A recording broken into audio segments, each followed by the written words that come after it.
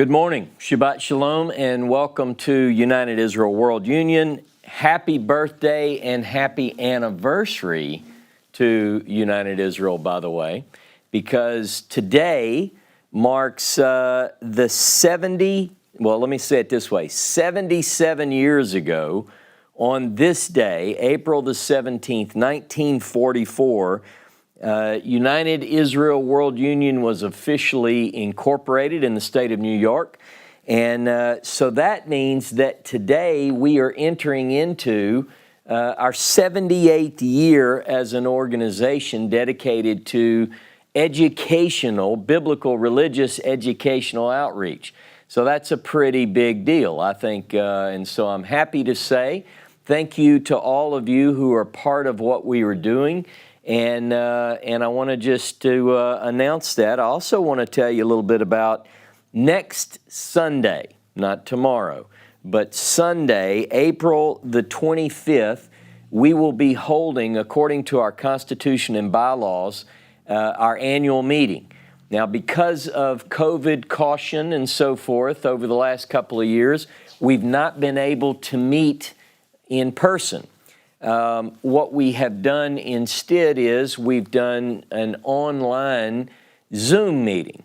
And so that's what we intend to do this year. Our meetings are not necessarily open to the public, but people like you, our friends, our supporters, and members of United Israel are welcome to join in. And the way we're going to do that is we're not going to publicly announce this. I'm not going to put a post on Facebook, although I'm announcing it to this group who's watching me on YouTube and Facebook. If you would like to watch, join in and participate at some level in this Zoom meeting, you can email me, and someone might help me out and put my email address on there, one of the other officers, if you don't mind. Email me, and I'll get that link to you. But that's next Sunday, the 25th, and the meeting will be at 10:30 a.m. Eastern time. Now, some of you on the West Coast are thinking, wow, the time zones are a little bit different, but we also have people that are in Israel who are going to be joining in and in other places, and that time slot works extremely well when you look at the whole picture. So if you would like to receive that link and watch as we talk about not only what the last year was about in terms of United Israel, but we're going to discuss some things going forward. You'll hear from our Executive Vice President, Ralph Bunton. You'll hear from President James Tabor. David and Patty Tyler, Vice Presidents, will report on things. And obviously, I'll say a few things about here in the South. So I encourage you, if you're part of what we are doing, you're welcome to attend. And a lot of people might say, oh, wow, a business meeting, that doesn't sound exciting. Usually there's something pretty interesting even in the business meetings with United Israel. So email me, rossknichols@me.com, and I will make sure that you are on the invite list. Speaking of United Israel and our anniversary, and our Constitution and bylaws, we are still holding true to those foundational documents which say that we are to be an educational affiliation. That's what we do. We seek to provide educational, informational material of a biblical nature. And so in light of that, we are currently in a study from the pages of the Hebrew Bible, particularly the prophets. We are in a series known as Prophet. This is our 18th class in that series. But in addition to the series, or actually I should say as a subset to that series, I am working through material. This is the 5th class in a series within the series. The servant in Isaiah as part of the larger prophet series. Today is class 5. Now, I want to go ahead and tell you up front, no cliffhanger today. I will actually tell you my view without any further ado. I'm going to tell you my view on particularly the servant in Isaiah 52:13 through 53:12. That's where we're at right now. And so I'm going to talk about that. But I also, we had a little text group going back and forth this morning, and Dave Tyler suggested, and this was actually somewhat what I intended to do, even though I have my opinion, and my opinion is correct, you're welcome to weigh in as well. And so I really want people to say, here's who I think that's talking about. So perhaps in the chat as we go through, you can put your ideas. I'll actually read all these at the close of the class today. But I would like for this to be sort of a dialogue. People have written to me and said, hey, when's the dialogue coming back? There are reasons we haven't kicked that back off yet, part of which is I really need to go through the setup for the microphones when we do that particular portion of what we used to do where we would sit around the table. I want to go through that technology again, and I haven't had the opportunity to get with Dave Cole and perhaps even his son, Michael. So we'll do that as quickly as we can, but in lieu of that, if you have a difference of opinion when we get to the close of the class and you think, well, Ross said it was this identity, here's what I think, I'd like to read what you think. So that's what we're going to talk about today. Our focus is presently on what scholars have identified as the fourth servant song. I've mentioned this in every class. According to academic circles generally, within the book of Isaiah, according to Bernhard Doom in 1892, he wrote a book and first proposed, the book in English, the title would be called, the book of Isaiah. And in that study, Bernhard Doom identified 4 servant songs. And this section we're dealing with today is the 4th song. It is popularly described as the suffering servant.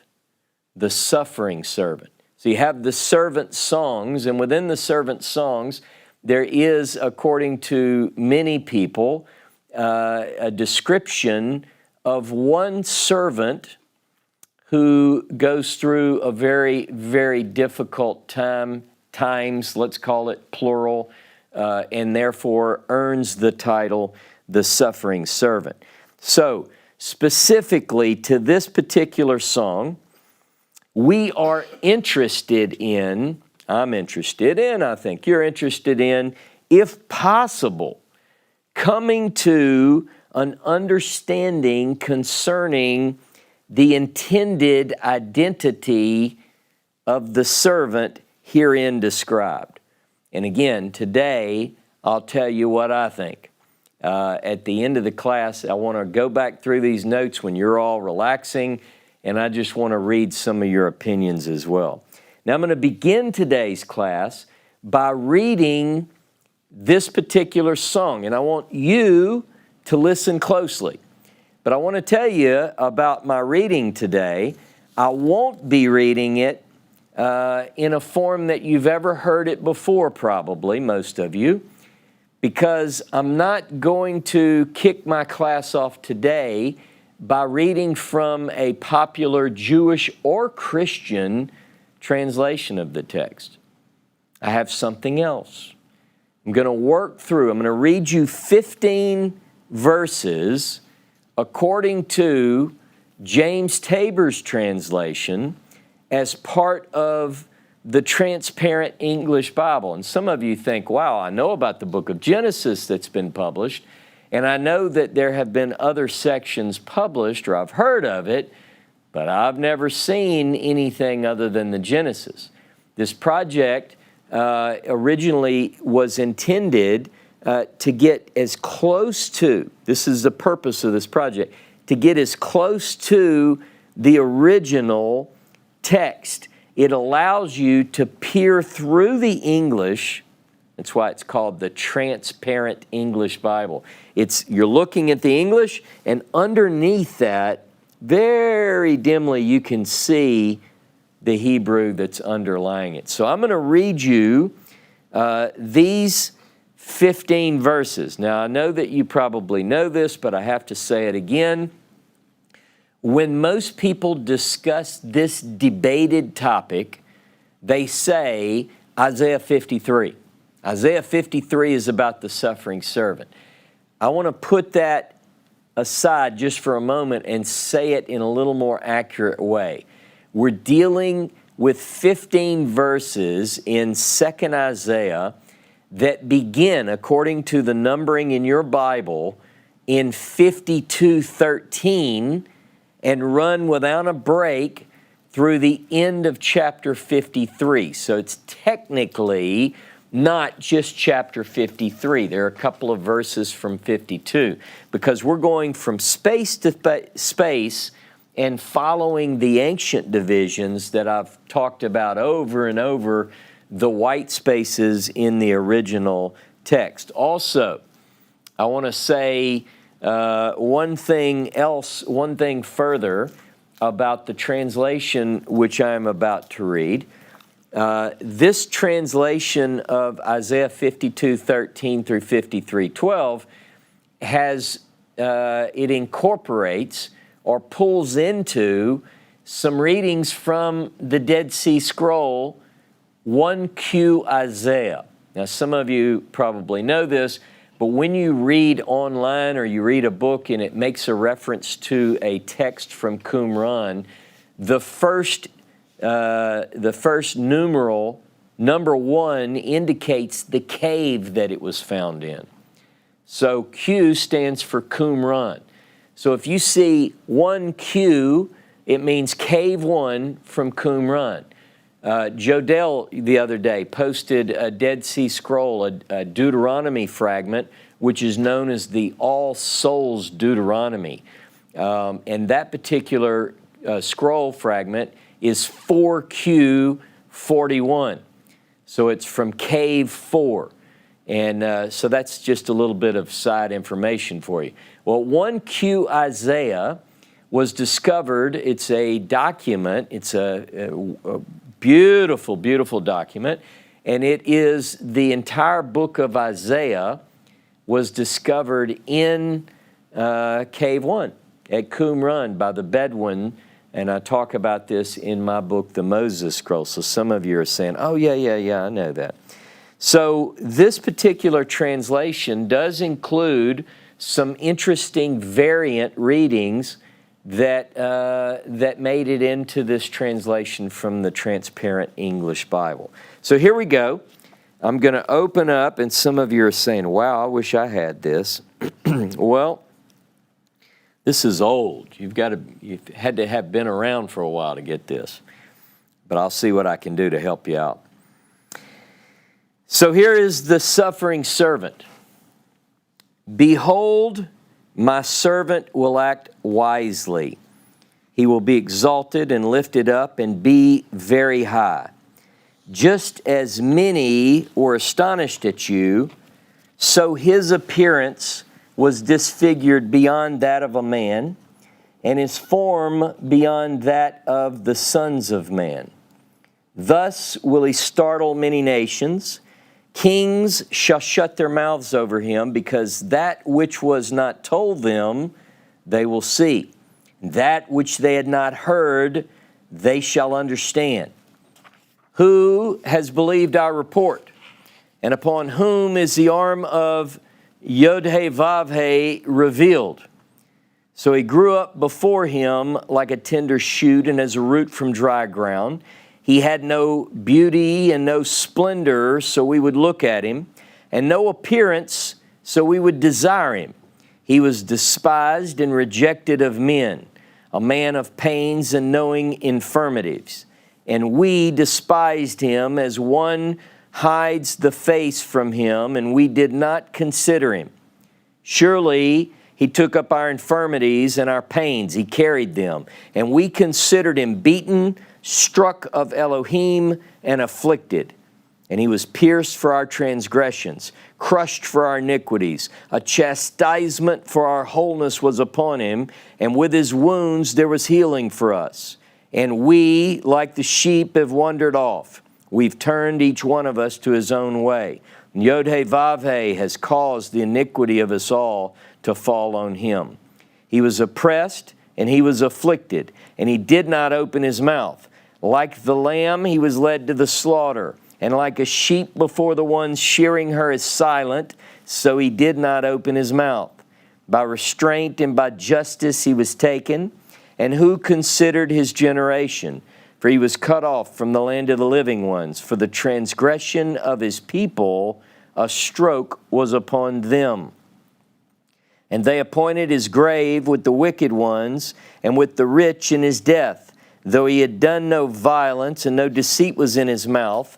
And Yod-Heh-Vav-Heh was pleased, kafatz, to crush him. He caused suffering, though you make his life a guilt offering, he will see seed. He will prolong days, and the delights, the chefetz of Yod-Heh-Vav-Heh will prosper in his hand. From the anguish of his soul he will see light. He will be satisfied. In his knowledge the righteous one will justify my servant to the many, and he will carry their iniquities. Therefore I will allot a portion for him among the many, and with numerous ones he will divide spoil, because he poured out his soul to death, and he was numbered with ones transgressing, and he bore the sin of many, and he entreated for the ones transgressing. There it is. There is an accurate English translation of these 15 significant passages. See, it's essential that we begin with what does it say. Now, understand that there are theologies, there are things which make it into a text depending on one's orientation. Christian Bibles might, suggesting they might be inclined to insert certain theological suggestions in the translation. Sometimes that comes through pronouns. Sometimes you'll see pronouns are capitalized in an English translation, which makes you think a certain way. There are no capitals in the Hebrew language, just so you know. I'm not saying that you shouldn't have capitals in an English translation. Obviously, we have those in English. But I'm suggesting that you need to begin any study with an accurate translation of what the Hebrew says. Because look, there are a lot of brilliant people who are making their determination of who this is speaking of, but they don't know Hebrew and they're relying on English translations, and sometimes that causes them to be misled. So again, before we concern ourselves with any attempt to discern what it means, we have to determine what it is say. And that's important for any study, not just who is the suffering servant. So this, what I just read, leads us to ask many questions, the chief of which is, who is this describing? Who is this describing? I touched on this last week, but there's an account in the book of Acts in the Christian New Testament where this eunuch is in a carriage and Philip is running up, and Philip asks, he sees that he's reading Isaiah 53, and he asked him, do you need some help there, buddy? And the guy said, who is this talking about? Is it Isaiah? Is it the prophet? Or is it someone else? And that's the main question that is before us even today. Who is the suffering servant? Now, as previously stated, I want to go into this as I unveil who I think it's talking about. I want to cover quite a bit today, but I want to begin by saying that 2nd Isaiah, chapter 40 through 66, covers quite detailed, in a detailed way, the servant in Isaiah, because it appears in 10 chapters 20 times. 20 times we get information about the servant. And the chapters are 41, 42, 43, 44, 45, 48, 49, 50, 52, and 53. Those 10 chapters all mention the servant. Now, as I build my case, I want you to take note. Here's something that you have to understand going into today's class. Every time, without exception, that the identity or an identity of the servant is revealed in these chapters, every single time that the identity is given, it's Israel and or Jacob. There's not an exception. In these chapters, whenever you read the servant and a name is attached, okay? I mean by Israel and Jacob, the people of the Lord. Israel, Jacob, physical, a real group, a people, descendants of Abraham and Isaac. And so I wanted to make sure that you have that first, because it could be, you might be saying, well, there are some places where the servant is not identified, and maybe in those places it is someone else. Okay. But I want you to know that every time he is named, it's Jacob and Israel, the people of the Lord. Now, here's something else I want to say as we begin to look at chapter 52:13 through 53:12. I want you to know that everything on the preceding and everything which follows deals with Israel. Okay, so if you read chapter 52 all the way up to the break right before we talk about the servant, if you read everything there before the suffering servant passage, it deals with Israel. If you skip over the suffering servant passage and you pick up at the white space afterwards and you read the next chapter, guess what? It's about Israel. So we have all about Israel, suffering servant passage, all about Israel. So in the wider context, we're dealing with this particular fact. Now, I'm now switching to my Jewish Study Bible, the JPS translation, because in this part of the class, it's not like I really have to get so literal, because I can always go to the Hebrew if I want to make a point. But just to go through quickly, I'll tell you, let's just begin to look at chapter 52. I want to set the context, right? So in chapter 52, now you might be able to follow me. I just want you to kind of look at this as I go through. 52 sort of begins with this idea that the Zion will be rid of the uncircumcised and the unclean. Okay? You were sold for no price. You were sent to Egypt. Assyria robbed you. You were carried off for nothing. You were mocked. Okay? But then in verse 7 of chapter 52, verse 7, there is a change in circumstance. Something happens in verse 7 which sort of takes all that negative stuff. You know, you were sold, you were mocked, you were sent away, you were abused, you were sent to Egypt, Assyria robbed you. And then in verse 7 it says, how welcome on the mountain are the footsteps of the herald, announcing happiness, heralding good fortune, announcing victory, telling Zion, your God is king. So in chapter 52, after going through this miserable state of Israel, then there's a white space in between verse 6 and verse 7, and then things begin to pick up in a positive way. Herald of an arrival of a herald. Jehovah's return to Zion, comforting his people, bearing his holy arm in the sight of the nations.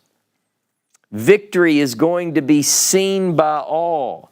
And then when you get to verse 12 of chapter 52, it's given in an Exodus motif. It sounds like another Exodus here. Look, verse 12. You will not depart in haste, nor will you leave in flight, for Jehovah is marching before you, the God of Israel is your rear guard. So it's this departing from the nations. The children of Israel, in this particular image that we get, they're in dire straits. They're scattered. They're scattered throughout, okay? So this is important that we recognize that this is a lead up to. So 52 is all about Israel, who's in a bad state, who's been abused and so forth and mistreated, and then an arrival of a figure, the herald. Then we have the next verse is, indeed my servant will prosper, right? But we're going to skip over the servant song, and I want to pick up in chapter 54. So skip all the way to chapter 54, and chapter 54 begins like this. Shout, O barren one, increase, offspring. The children of the wife of the forlorn shall outnumber those of the espoused. Now let me tell you what 54 is about. It's about Israel. Now, is Israel literally a woman forlorn, or is this poetic, you see? Is she really a rejected wife, right? Or is the image there to paint a picture for us? So if you work your way through, you get this calling back, this redemption of a woman, a wife, forlorn and forsaken for a while, face is hidden from. Now you're going to recognize some language in 52 and 54 that's very similar to what we see in Isaiah 52:13 through 53:12. You're going to see some things. You know, the suffering servant, there is mention of the hiding of the face. Well, in verse 7 of 54, it also mentions the hiding of the face. Anger and rebuke to subside. There's an anger and a hostility against Israel, the forlorn and forsaken and rejected and abused and afflicted woman here. But that is going to subside. You know how the Bible describes it? As the waters of Noah. It's like a new beginning. See, when the flood waters recede, new life can come. That's the image. It's the image of Isaiah 54 presents the unhappy, storm-tossed, uncomforted woman. But then it begins to give this positive view of the children being happy, safe from oppression. They're fearless. The enemies are defeated. Their weapons rendered ineffectual. What's all this about? What's all this about? Zot nachalot avdei Yehovah, v'tzidketom me'iti ne'um Yehovah. This is the way it ends, by the way. Chapter 54 ends with what I just said in Hebrew. Such is the heritage of the servants of Jehovah, and their vindication from me, declares Jehovah. So 54, after describing a forlorn and forsaken and rejected wife, a barren one, there is this idea that this is all going to change. And it's going to change in the sight of all the nations. The one who was thought to be the lowest, the rejected, will be exalted. That's the image. Chapter 52 is about Israel in a bad place, being saved, comforted, and redeemed. By the way, if you look at Deutero-Isaiah chapter 40 through 66, it is the same story. It's the macro. Israel hears a message in Isaiah 40, Nachamu, Nachamu, Ami. Comfort ye, my people. The ones who weren't comforted will be comforted. The ones who were rejected will be brought back. The ones who were exiled will be restored. So 52 is about Israel being saved, comforted, and redeemed. Chapter 54 is about Israel being saved, comforted, and restored.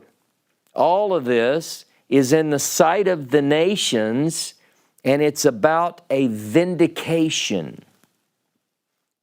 In between these two chapters about Israel being abused and afflicted and so forth, and then being exalted, we have our text. Now, it could be that this text in the middle is totally unrelated to that which comes before and that which comes after. I will admit, it could be. Question is it? In between these two is a text which has caused a great debate, perhaps one of the greatest debates. And I love how people are constantly looking for a new interpretation, a new understanding of the text. You know, and some people believe that they have special insight into this. And I look for those kind of things. I'm always wanting to know, what does this person see in this text? And then I go look at it and see, does that hold up to what's presented there? But this debate, the identity, has been argued forever. This is the Jewish Study Bible note. Listen to this. On this section, 52:13 through 53:12, Jewish Study Bible has this note. One of the most difficult and contested passages in the Bible. These 15 verses have attracted an enormous amount of attention from ancient, medieval, and modern scholars. In particularly, the identity of the servant is vigorously debated. And then it goes into, here are some options. Here's who some have said it was. Because look, this class today by Ross is not the first time that this has ever, I'm not the first one who ever said, I wonder who that's talking about. No. This is one of the biggest debates in the history of biblical understanding. People have wrestled with that. There are different options. Is it the people of Israel? Is it a faithful remnant of people within Israel, an Israel within the Israel, a group within the group? Or is it the Messiah, a Messiah? First of all, I always like to point this out. Messiah is not mentioned anywhere in this. But let me tell you who believes that this is messianic.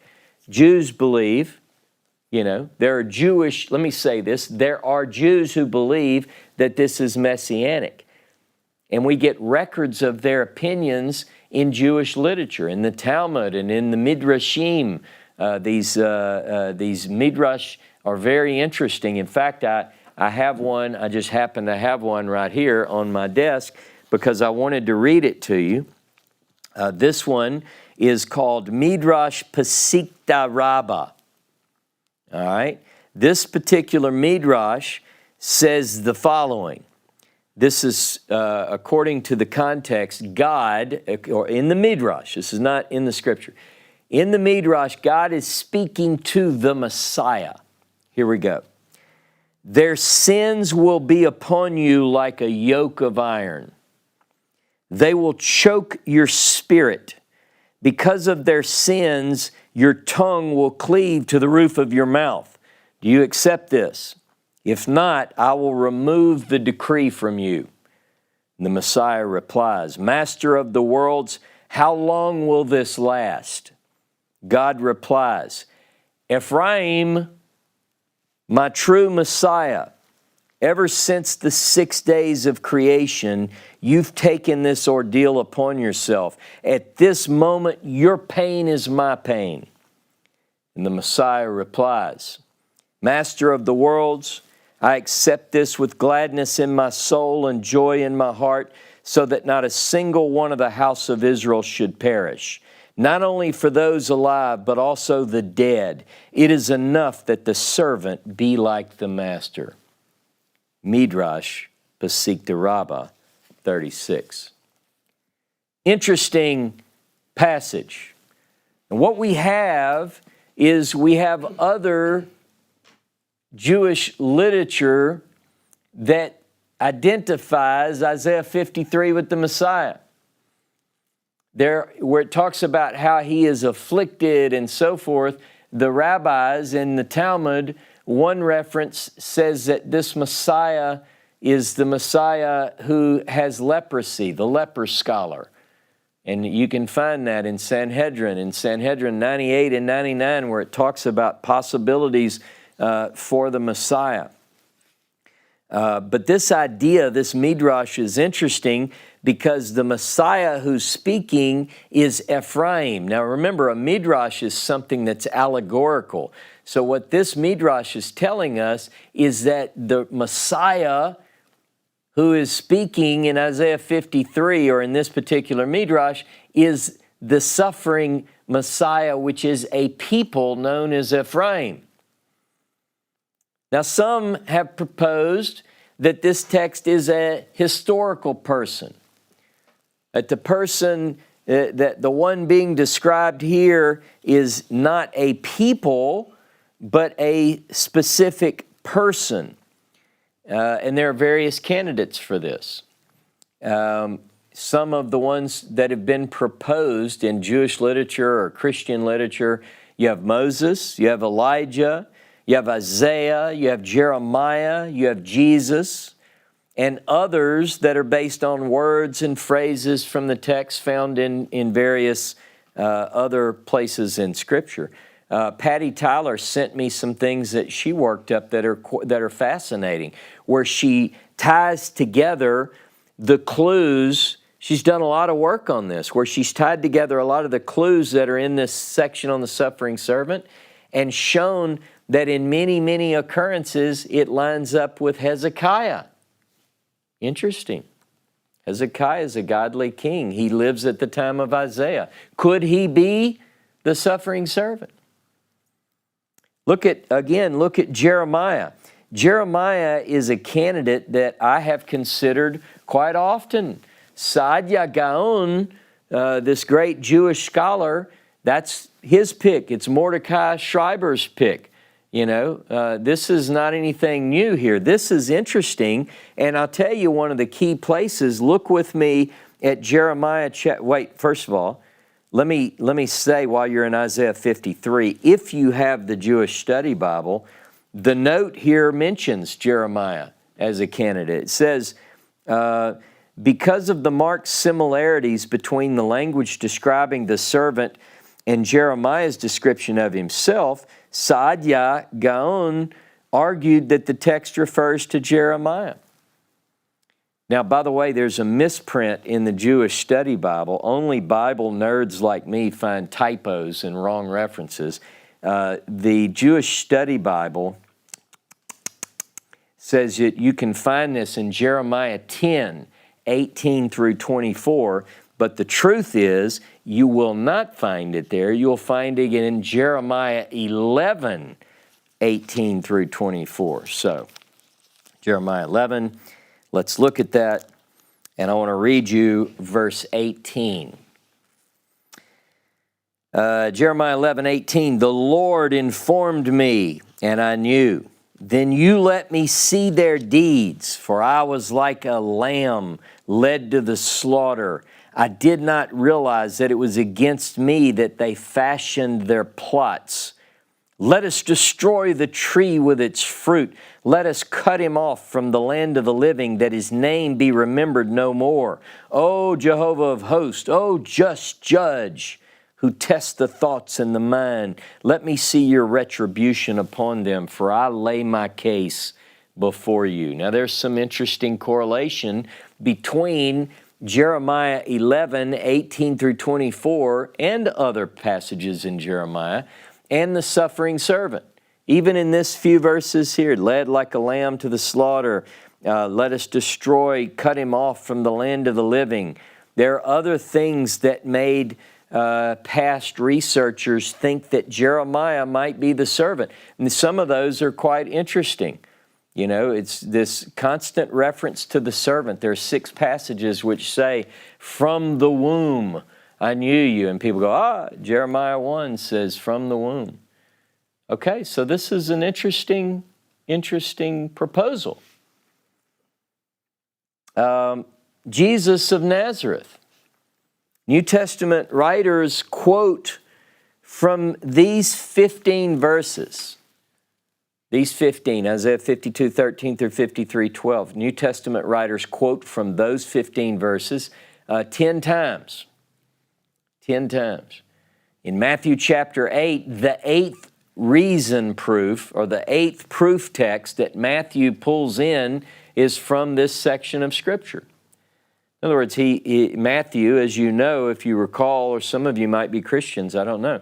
But if you read Matthew, Matthew's point is to use text from the Hebrew Scriptures to say, aha, our guy fits. And Matthew 8 is the 8th such proof text of Matthew, and it's telling us that these verses are about Jesus. And that, you know, not only these passages in the New Testament, but Christian theology adopted this and said, this is our guy. Look, it fits. He suffered like no one else. Jesus, according to Luke 24, see, this is all off memory. I hadn't looked at this in a while. But he says in Luke 24 on the road to Emmaus, O fools and slow of heart to believe all that the prophets have spoken, ought not Messiah to have suffered and then to enter his glory? And beginning at Moses and all the prophets, he explained to them all the things concerning himself in all the Scriptures. John chapter 5, verse 39, Jesus says, Moses wrote of me. There are all these passages in the New Testament which say, you see that? That's this. Now, again, interesting. Now, people can go through and say, well, but he didn't do this, he didn't do that, he wasn't the guy. You could do that with Jeremiah too. You can do that with Hezekiah. It's interesting to note the similarities between Jesus and Jeremiah too. And again, I'm talking historically, people who might be logging in and saying, well, you know, I'm not a Christian. Well, just relax, I'm not either. What I'm saying, though, is that from a historical standpoint, we have these connections that are interesting. According to what we read in Jeremiah, he begins his prophetic ministry 40 years before the destruction of the first temple. Jesus of Nazareth prophesies during the 40 years prior to the destruction of the second temple. Both, by the way, predicted the fall of the temple. Jesus used Jeremiah's words to say that the temple would be destroyed again. Again, there are people who historically, critically look at this and say that text was written later and put into the... Well, look, the minimalists are going to do that with every text, from the Hebrew Bible to the New Testament to anything. But just work with me here. They both challenged the religious leaders of the day, and it put both of them in a very bad place, on the opposite end of the law. Neither of which, at least according to what we know, were married. Now, I have read this until I just can't stand it without saying something. People often make fun of and pick at and say, Jesus can't even be in the consideration for any of these things because he's a Jewish male, he's 30 years old, and he's not married. You all sound like Jewish mothers when you say that. That doesn't have to be the case. Jeremiah was not allowed to be married. We learn this in Jeremiah chapter 16. Now, some people may say, well, Jesus was married. We know that he was married to Mary Magdalene, and I'm not suggesting that maybe that's not possible. What I'm suggesting is, though, that we know that Jesus of Nazareth, the historical Jesus, is in the same text, and he's reading Jeremiah. Clearly in Jeremiah 16, Jeremiah 16 talks about fishers of men. The very first thing out the gate in Jesus' ministry, he says, follow me, I'll make you fishers of men. Clearly drawing on Jeremiah. Well, in the same chapter, it says you can't be married. Maybe he saw that and said, well, I guess I can't be married. My point is that these two, both considered candidates for the suffering servant, are dealing in the same text. They're all in the same text. The question is, does Isaiah 52:13 through 53:12 describe an individual or a group? Now, we have to look at that one more time. I'm just going to go through quickly now and hit the pronouns. Okay? Just listen to the pronoun. I'm just going to give you snippets all the way through to do it quickly. Behold my servant, he will be exalted and lifted up. His appearance was disfigured beyond that of a man. His form beyond that of the sons of men. He will startle many nations. Kings shall shut their mouths over him. Right?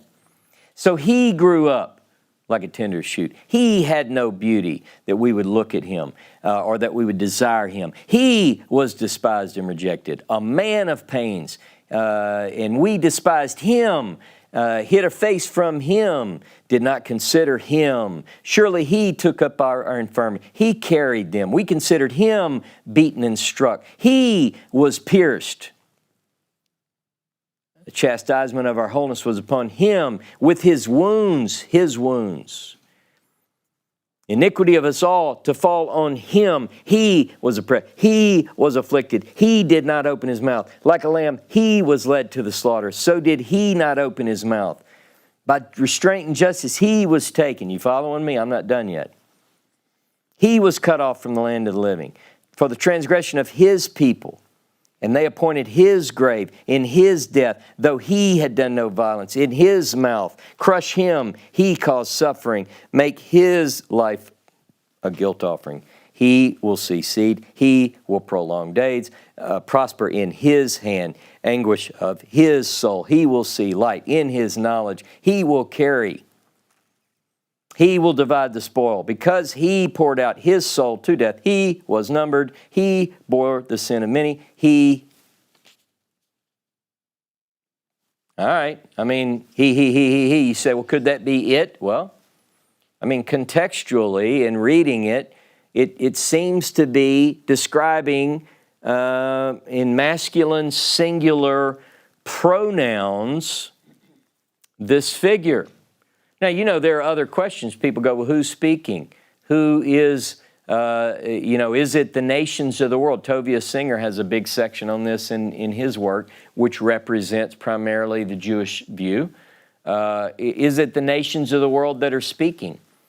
So you get into all sorts of questions about who is the people that are being talked about? Who are the people that are talking? Who are the kings that will shut their mouth and so forth? But here's what I want you to know. I counted that there are 53, interesting number, I think it's cool, 53 times the masculine singular pronoun is used in 53. In Isaiah 52:13 through 53:12. 53 times. He, him, he. Now I want you to listen.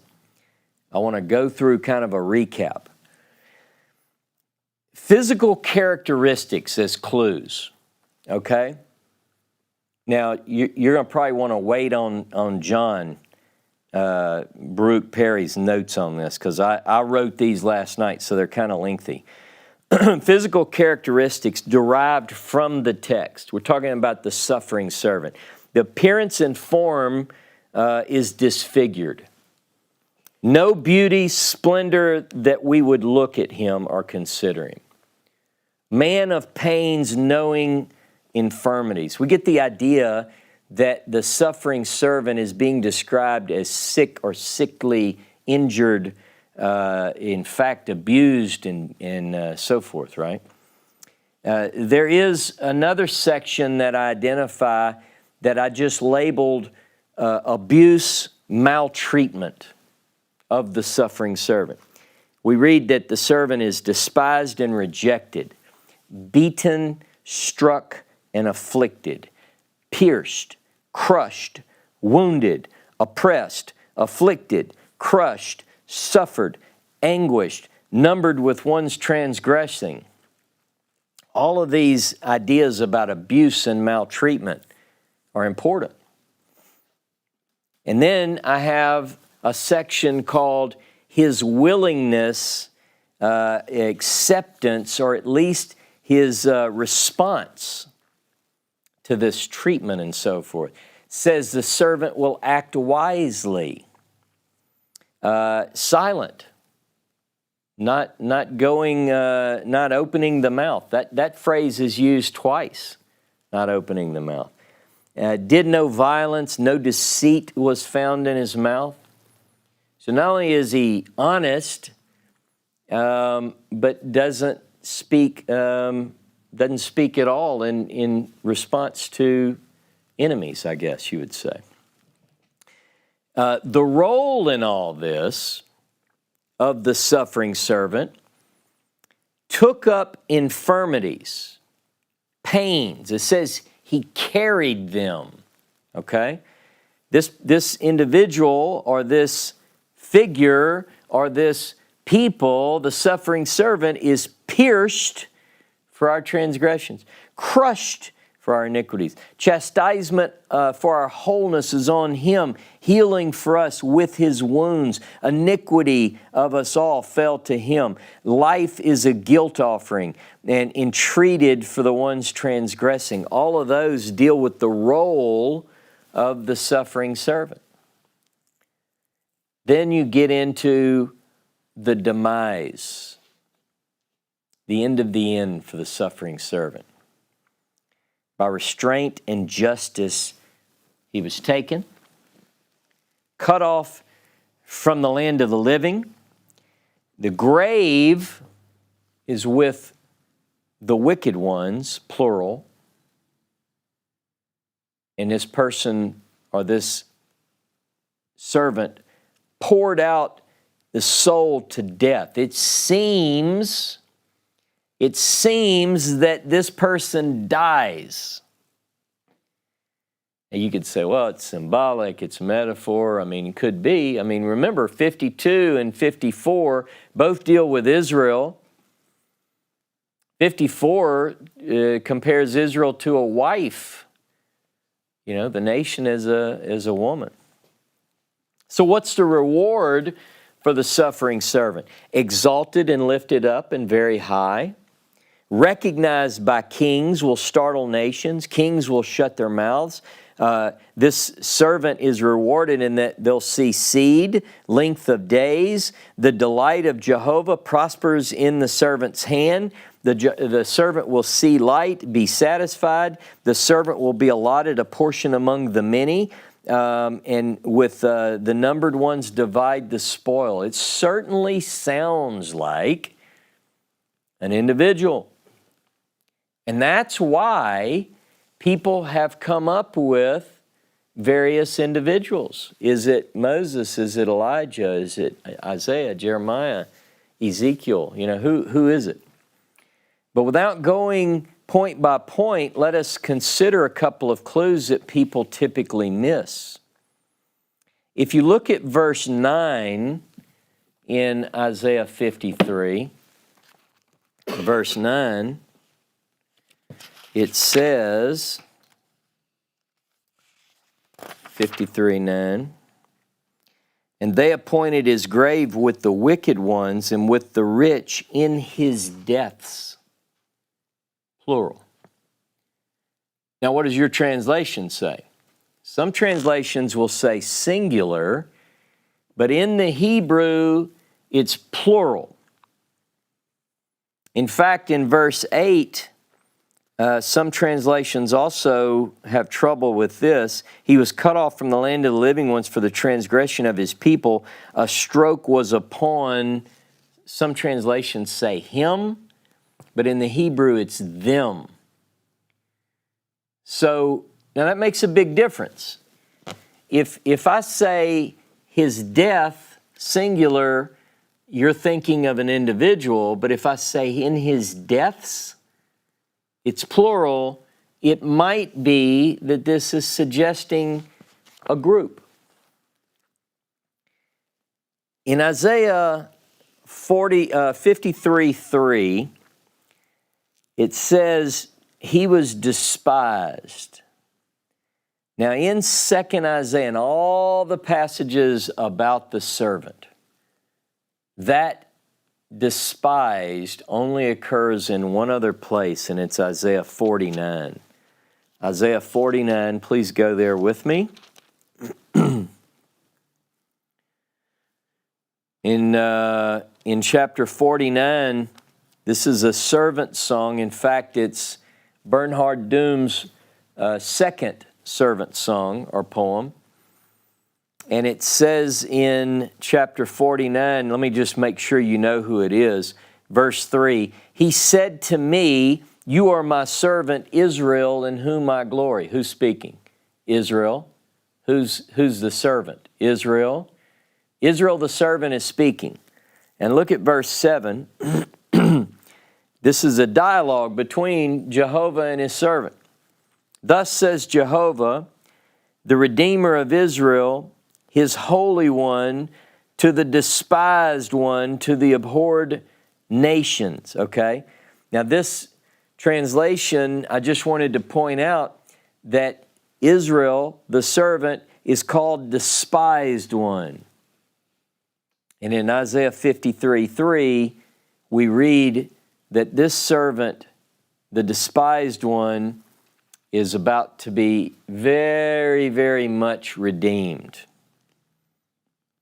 Only in 49:7 and two places in Isaiah 53:3 do we get this particular use of this word.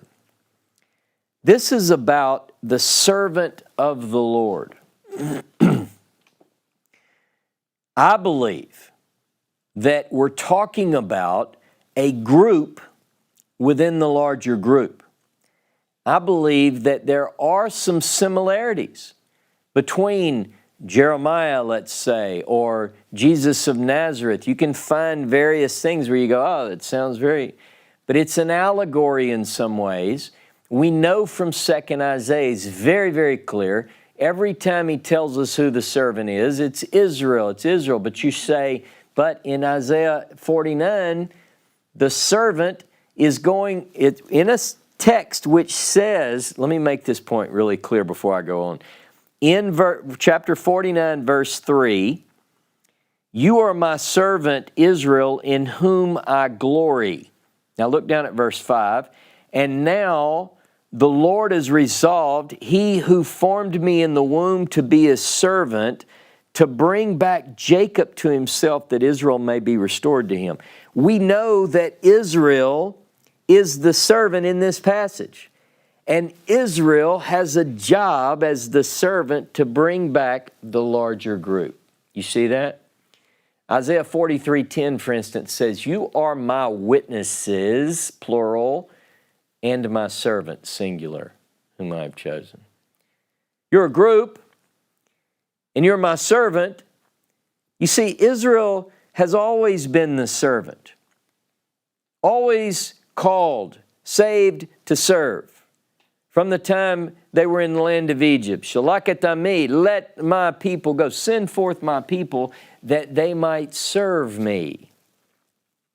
Servant, servant, servant, servant. The problem is that the servant nation, the larger group, the majority, are blind and deaf. But there is a faithful group, a remnant group, a group within the group whose task it is, Isaiah 49, 5 through 7, where it says that you, the servant nation, your job, the servant within the servant, is to bring back the nation. Okay, now, as you work through, one other thing that I want to bring up, This group within the larger group appears to be in exile. And there are some reasons for that. In the Bible, where it talks about out of the land of the living, a lot of times that indicates that you are not, the land of the living is the land of Israel, the promised land. To be out of the land of the living is to be in exile. Is it compared to death? Yes, in fact it is. Ezekiel 37 talks about this valley of dry bones, and there is a coming together, and I will bring you forth from your graves in the nations and bring you back to the land. You see? Now, there's another clue where it talks about the arm of the Lord. Look at Isaiah 52:10. This is right before we get into the suffering servant. By the way, the suffering servant talks about who unto whom is the arm of the Lord revealed. What does that mean? Here's the bottom line. The arm of the Lord means it's always in the eyes of the nations and indicates redemption from the nations. In other words, you've been rescued. Look at 52:10. The Lord, Jehovah, will bear his holy arm in the sight of all the nations, and the very ends of the earth shall see the victory of our God. Look, let me go through a few more with you. Let's go through the passages in Deuteronomy, because in the Pentateuch, Deuteronomy is mainly the place where you find. You do have two references in Exodus, but Deuteronomy 4, I just want to go through a couple of these about the arm of the Lord. Deuteronomy 4:34. Let's see. Has any God ventured to go and take for himself one nation from the midst of another by prodigious acts, by signs and portents, by war, by mighty and an outstretched arm and awesome power, as the Lord your God did for you in Egypt before your very eyes? This outstretched arm, this mighty and strong arm of the Lord is mentioned over and over. Look at chapter 5, Deuteronomy 5:15. Let's see. Remember that you were a slave in the land of Egypt, and the Lord your God freed you from there with a mighty hand and an outstretched arm. See, you go through, look, I'll just go through them quickly. Look at 7, Deuteronomy 7:19. 7:19 says, the wondrous acts that you saw with your own eyes, the signs, the portents, the mighty hand, and the outstretched arm by which Jehovah your God liberated you. Now here are the others. Chapter 9, verse 29, chapter 11, verse 12, chapter 26, verse 8. Now those are in the Pentateuch. They speak of a salvific act by the Creator on behalf of his people. The mighty arm will be revealed means don't worry if you're in exile. Redemption and restoration and return are coming because he's about to act.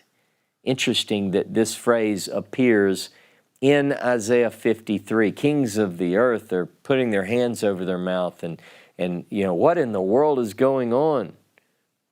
Now, just quickly, go with me to Isaiah 40, because what we have when we talk about the arm of the Lord being revealed, in Isaiah 40 and verse 10, behold, the Lord God comes in might, and his arm wins triumph for him. His reward is with him, his recompense before him. Like a shepherd, he pastures his flock, he gathers the lambs. Imagery that's going to play throughout Deutero-Isaiah appears early on in Isaiah 40. So you get this idea that there is redemption that's associated with the arm of the Lord, and it appears over and over. Look at 48, Isaiah 48, verse 14. Assemble all of you and listen. Who among you foretold these things? He whom Jehovah loves shall work his will against Babylon, and with his might against Chaldea. This particular passage in the Hebrew includes the arm of the Lord. So it's a rescue here. He goes on and he talks about it. Now look at chapter 51, verse 5. 51 and verse 5. The triumph I grant is near, the success I give is gone forth. My arms shall provide for the people, the coastlands shall trust in me. They will look to my arm. The idea is that they're going to see this redemption of God. Look down at verse 9, Isaiah 51, verse 9. Awake, awake, clothe yourself with splendor, O arm of the Lord. Awake as in the days of old, as in former ages. It was you that hacked Rahab in pieces, that pierced the dragon. It was you that dried up the sea, and so forth. So this is, again, it's talking about redemption. Verse 11, so the ransomed of Jehovah return, and come with shouting to Zion, crowned with joy everlasting, and so forth. Let them attain joy and gladness, while sorrow and sighing flee. It's a twist. It's the good guys win at the end. They've been abused, they've been mistreated, they've been maligned and tortured and killed. Chapter 59, go to Isaiah 59, verse 16. Isaiah 59, verse 16. He saw that there was no man. He gazed long, but no one intervened. Then his own arm won him triumph. His victorious right hand supported him. He donned victory like a coat of mail. With a helmet of triumph on his head, he clothed himself with garments of retribution, wrapped himself in zeal as in a robe, according to their debt, and goes on. Okay, so the idea, again, it is redemption is coming. Look at 63, couple more. Isaiah 63 and verse 5. Then I looked, but there was no one to help. I stared, but there was none to aid. So my own arm wrought the triumph, and my own rage was my aid. I trampled people in my anger, made them drunk, and so forth, with my rage, and I hurled their glory to the ground.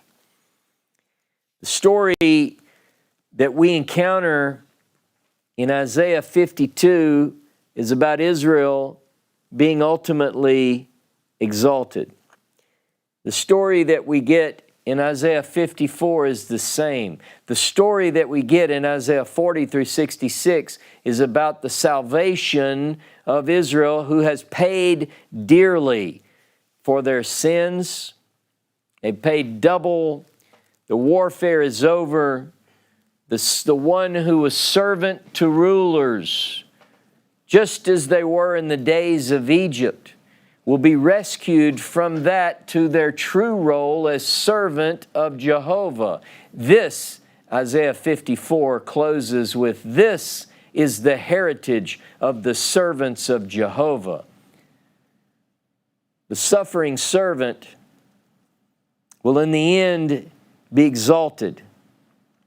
The servant within the servant, whose task it is to bring back Jacob, to bring back Israel. They've been despised and rejected, but they'll be restored.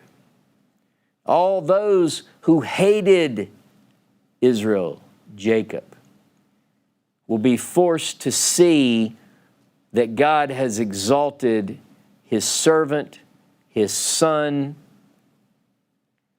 Just as in Egypt, let my son go, or I'll slay your son, so it will be here, let my servant go, and it will happen just as it says. Imagine the nation which has been ridiculed, and time after time throughout history, they have been murdered and killed through gas chambers and Holocaust and pogroms and all of these things. Their very heritage has been stolen from them by other religionists.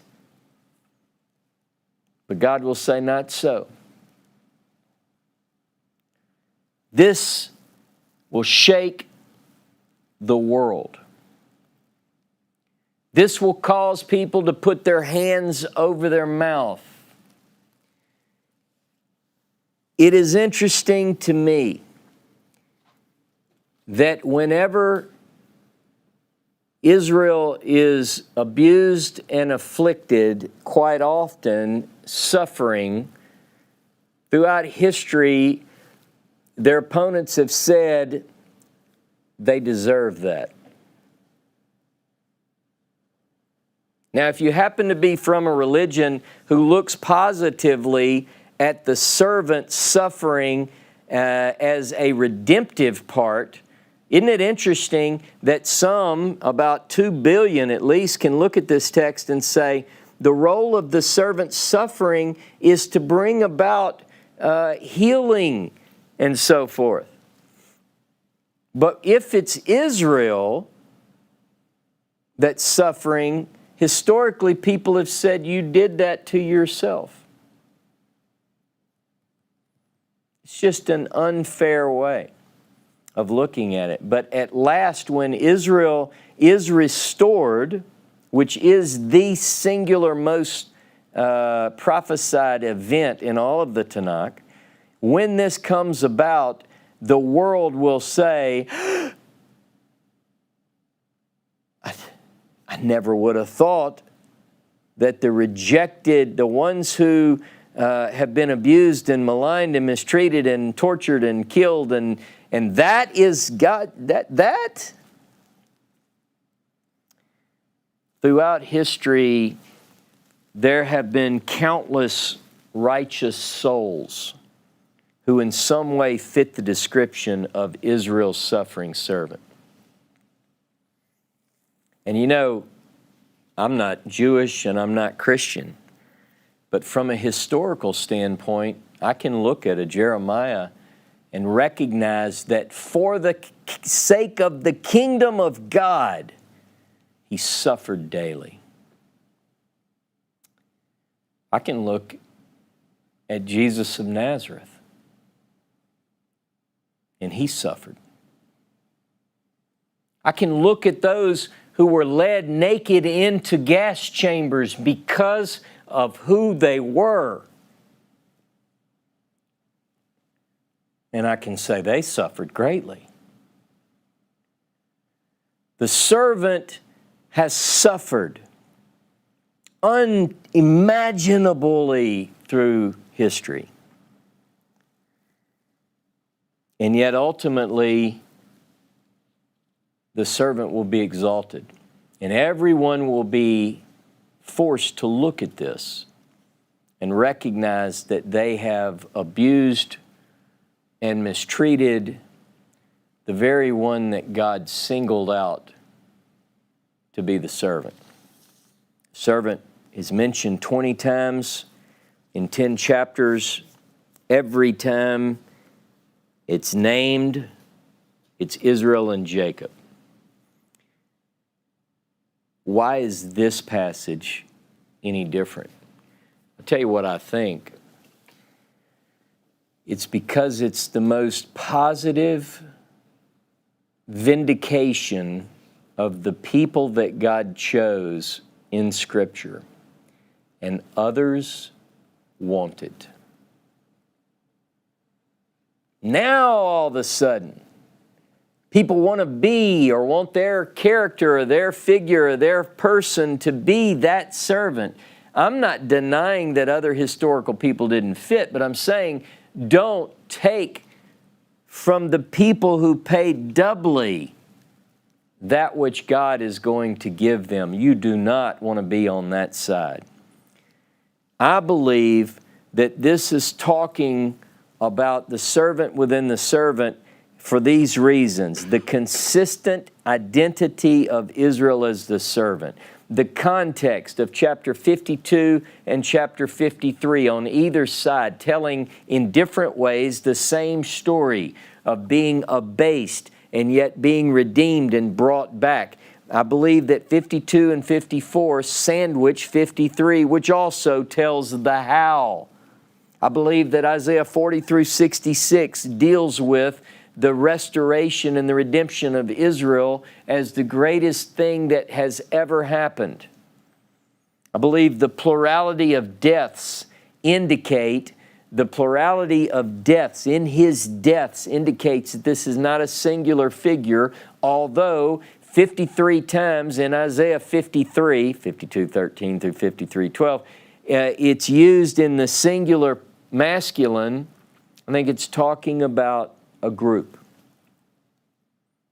And I believe that the use of despised in Isaiah 49:7 and 53:3 is a very strong indicator, a hint that this is, because it's the only other place it's used. All of these lead me to think that the servant that's being described in 52:13 through 53:12 is Israel, Jacob, whose role, willingly accepted, will ultimately bring about a restoration of the whole. God has shown himself willing in the past to spare the large for the righteous small. Thank God that throughout history we've had a righteous remnant who've suffered, but ultimately God will restore them. They will be exalted and very high. That's my view on the suffering servant. I want you all to feel free. I'm interested in your take on this.